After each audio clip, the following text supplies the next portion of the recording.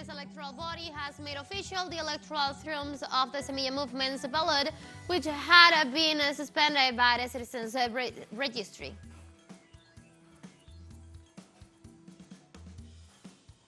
Storm Idalia became the fourth hurricane of the current season as it moved away from Cuba, leaving rains in the west of the country.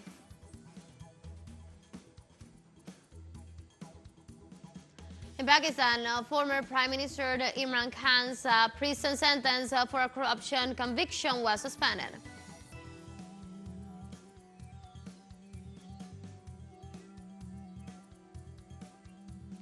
Hello, welcome to From the South. I'm Ana Marrero from the teleSUR headquarters in Caracas, Venezuela.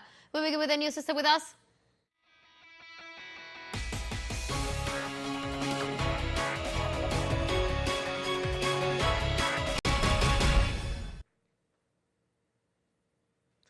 In Guatemala, the highest electoral body confirmed the electoral terms of the Arevalo Herrera presidential formula for the Semilla Movement. The electoral court's announcement came only minutes after the Citizens Registry ruled the provisional suspension of the Semilla Movement over an alleged case of forged signatures that dates back to 2018. For his part, President-elect Bernardo Arevalo, during a press conference, stated they will appeal the announcements while underscoring the importance of the announcement made by the Electoral Top Court, which ratifies his win in the elections and respects the sovereign decision of the Guatemalan people.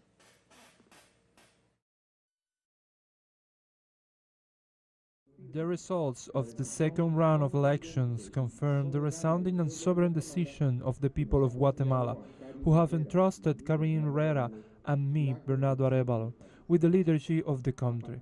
As of this moment, nothing can legally prevent me from taking office on January 14th, 2024, as established in the Constitution.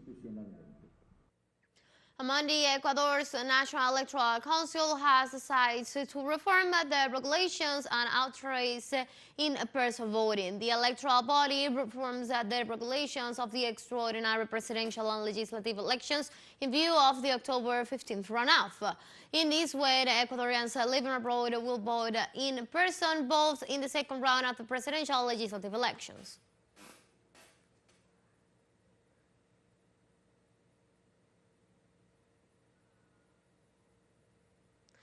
The government of Mexico supports Haiti in the face of the recent cholera outbreak on the Caribbean nation and has sent an Air Force planes with supplies and assistance to that country.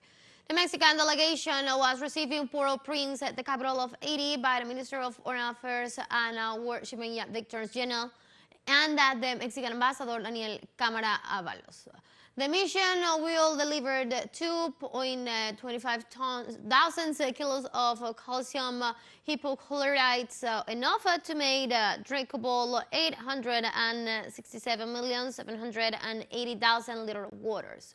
Upon its return, the Mexican Air Force's aircraft will transport 110 members of the Haitian Armed Forces to the North American nation to receive training and instructions in drone operations.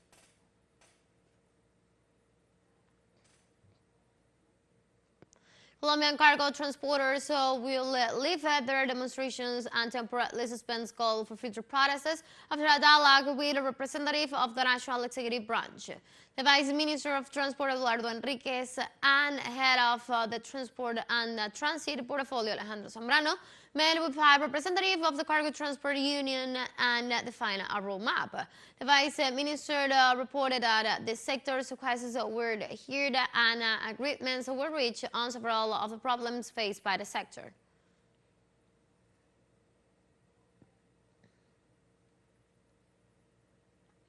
On Tuesday, the president of the Communist Party of Chile, Guillermo Teillier, passed away after health complications. A message from the Communist Party published on social network X recalled that Teillier supported the popular unity government of Salvador Allende. Guillermo Teillier was an anti-fascism fighter against the dictatorship and a strategist for the consolidation of the popular and left forces, statesman and president of the party.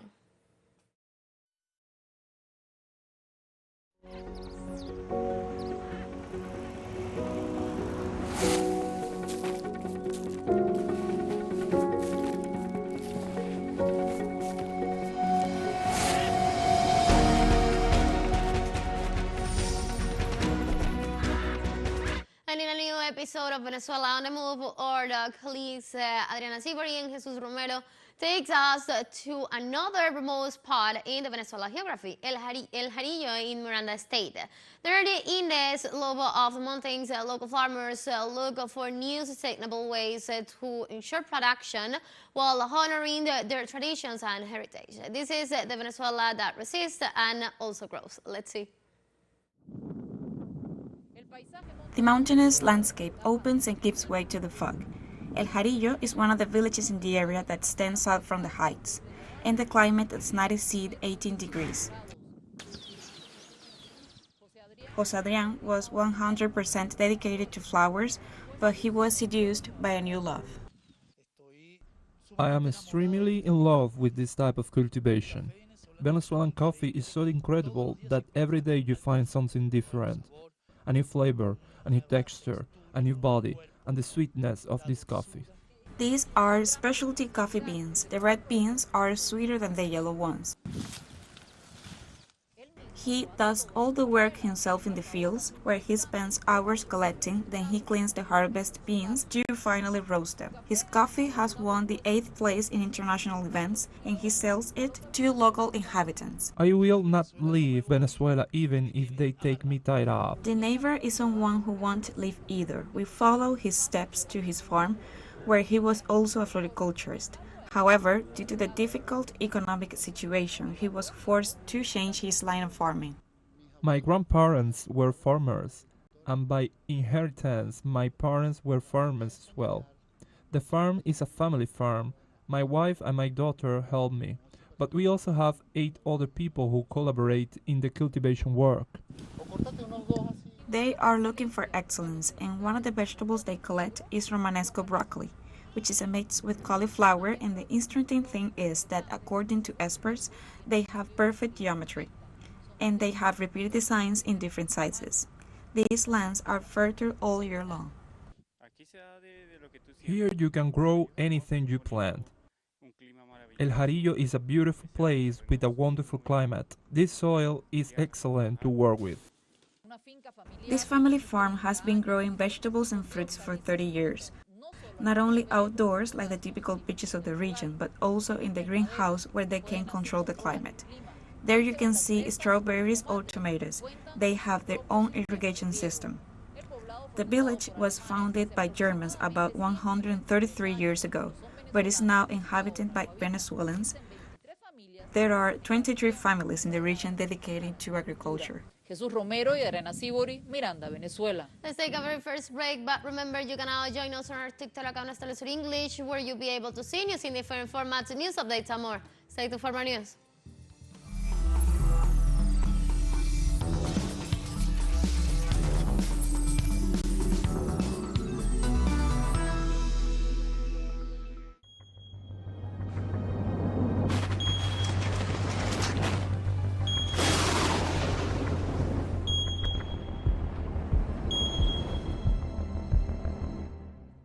Welcome back to From the South. On Tuesday, Hurricane Idalia became the 4th hurricane of the current season, as it moved away from Cuba, leaving rains in the west of the country. Cuban authorities declared a cyclone alarm phase for the provinces of Pinar del Rio, Artemisa, and the special municipality of Isla de la Juventud, and the alert phase for the provinces of Havana and Mayabeque as the storms nears the Cape San Antonio, the westernmost point of the island. According to the Meteorological Institute, Tropical Storm Idalia became a Category 1 hurricane with maximum sustained winds of 120 kilometers per hour. As it continues to move away from Cuba, the probability of heavy and intense rains will remain high in the western region.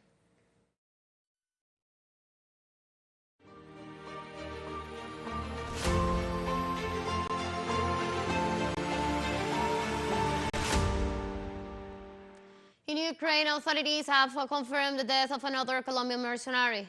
This was a student at the military cadet school in Bogota and served in the Colombian National Army. Earlier this year, he traveled to Kiev to join a group of mercenaries from different parts of the world fighting against the Russian forces.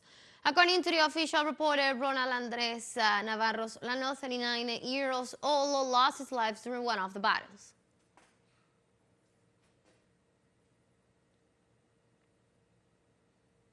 French President Emmanuel Macron informed that his ambassador will remain in a year despite the expiration of the intergovernmental ultimatum. The French head of state insists that Paris condemns the coup and will not change its position and asserts that it will continue its full support to President Mohamed Bazoum.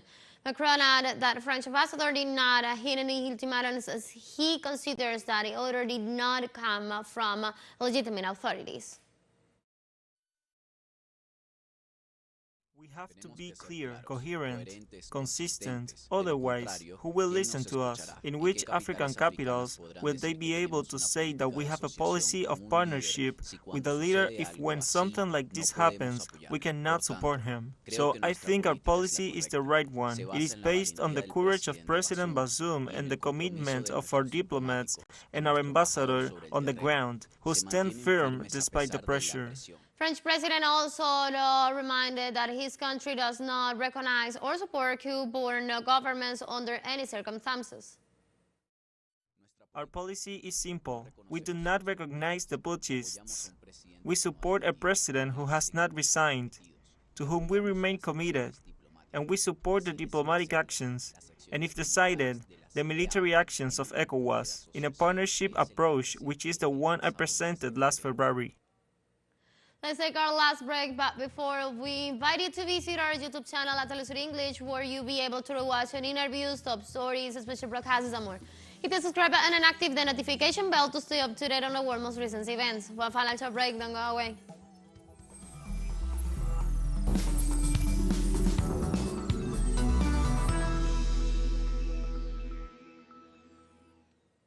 Welcome back. North Korean leader Kim Jong-un has announced that the actions of the United States, Japan, and South Korea are destabilizing the peninsula and are fueling a possible nuclear conflict in the region. During a ceremony held at the Navy Command, the president denounced the reckless moves announced by the head of Washington, Seoul, and Tokyo commands, which he qualifies as guns. In recent meetings, according to North Korean reports, the three countries announced joint and periodic military maneuvers under different names.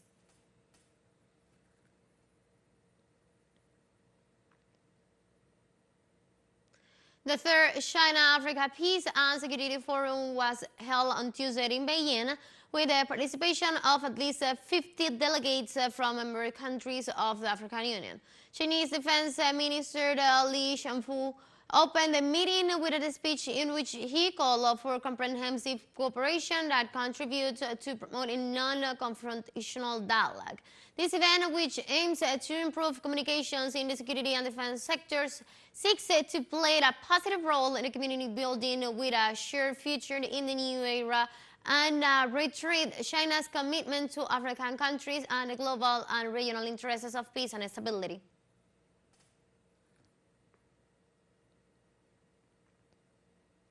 On Tuesday in Pakistan, Imran Khan's prison sentence for a corruption conviction was suspended according to his lawyer, but it was unclear whether the former Prime Minister will be released immediately. A spokesman for Khan's Pakistan's Tehreek Staff Party said that the Islamabad High Court had overturned a lower court's decision to jail him from 3 years, a sentence that prevents him from standing in the upcoming elections.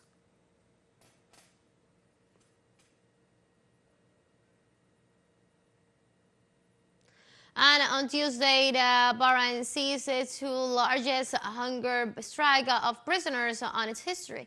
More than 800 prisoners have joined protests that began in early August in rejection of the dire living conditions in prison since 2015.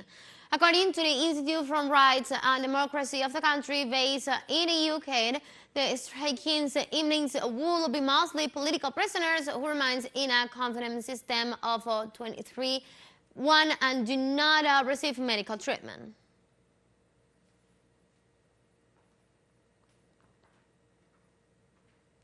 On Tuesday, Sudan's army chief visited Egypt on his first trip abroad since the outbreak of war in April, as latest violence claims the life of thousands of civilians in war-torn Darfur. As Abdel Fattah al-Burhan spoke with Egyptian President Abdel Fattah al-Sisi, A key ally, medics and witnesses said 39 civilians were killed, almost women and children, in Shilin on Nala, a Sudanese second city in South Darfur state, where fighting has intensified between army and the paramilitary forces. This war was carried out by the RSF that wanted to seize power, and for that it carried out every heinous crime that could be imagined. The crimes that are happening now in Sudan include the displacement of citizens and the seizure of their property, from looting, theft, killing, everywhere. We are keen to put an end to this war and put an end to this tragedy. We in the army, in the Sudanese armed forces, are committed to establish a real transitional period after which the Sudanese people can establish their state through free and fair elections, in which they choose whom they want to be governed by.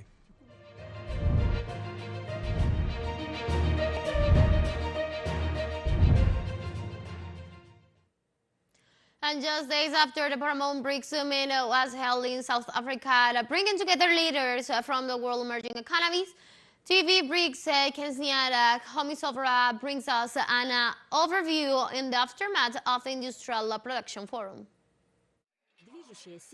The driving force behind global growth, the BRICS economies are rapidly catching up with the combined GDP of the G7 countries.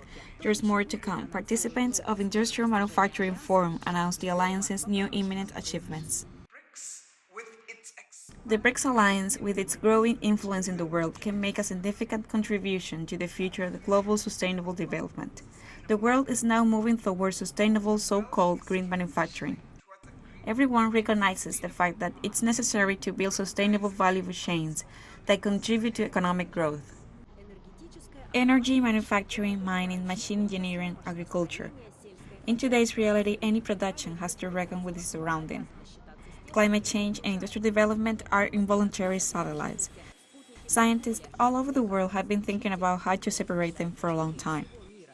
Innovations and new technologies, experts say, can improve the relationship between man and nature. Digitalization is part of reality. It has recently covered many areas of our life and in many ways has become commonplace. However, another big step forward in artificial intelligence and smart robotics is now needed, which will change the way we approach work in many industries. The talk is about unmanned electric vehicles, among other things, cars, buses, and battery-powered industrial vehicles. They are being given the green light in all 5 countries. Investors are eagerly investing money in eco-automobile projects, but they have to consult big data. Without using this data, you can lose your investment. And without investment, there will be no technology and skill. And without them, you can't have the new core technology of the future. Discussions, negotiations, and new contacts. On the margins of the forum, entrepreneurs from different countries agreed on joint projects, many of which will be implemented in South Africa. We had negotiations on the topic of setting up a production site with the help of our expertise and our engineering center. All operations with bulk cargo are carried out with the help of our lifting equipment. The entire shipbuilding industry depends on our equipment. In Russia, we are represented in almost every major port, in every harbor, and in every shipyard. Our partners are interested in our competence, supply of medicines, consumables, and equipment from the Russian Federation. Joint projects are planned. In the future, it is possible to realize local production in this territory. Agreements are sealed with signatures. For example, the Industrial Development Corporation of South Africa and the Bank of China intend to work together to promote regional trade and investment. This is by no means the only landmark cooperation agreement. The agreements we have entered into will bring about 1.5 billion to South Africa. The project, which is aimed at developing the health sector, will help our country's economy and give South Africa new jobs. I am also sure it will strengthen relations within BRICS, especially between South Africa and Russian companies. You can get acquainted with the local call for production, quite close to the business program area.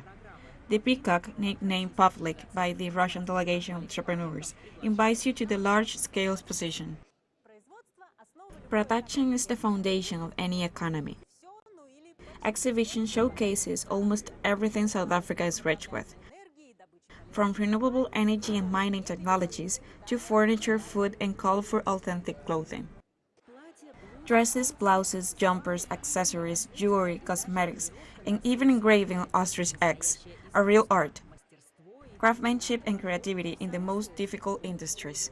We produce membrane electrode assemblies and catalysts for them. Such a unit is the heart of a fuel cell, and it in its turn is the heart of a hydrogen car or a bus. South Africa is opening the door for the entrepreneurs of the 5 other countries in the Black Continent. Young human resources, great potential, rich resources, something that would allow to take a special place in the new economic and industrial reality. Ksenia Комиссарова, Sergey Bulatov, TV BRICS. We have come to the end of this news brief, but you can find these and many other stories on our website at telesurenglish.net. You can also join us on our socials, we're on Facebook and Twitter, and on Instagram as well. For Telesur English from the South, I'm Ana Marrero. Thank you for watching.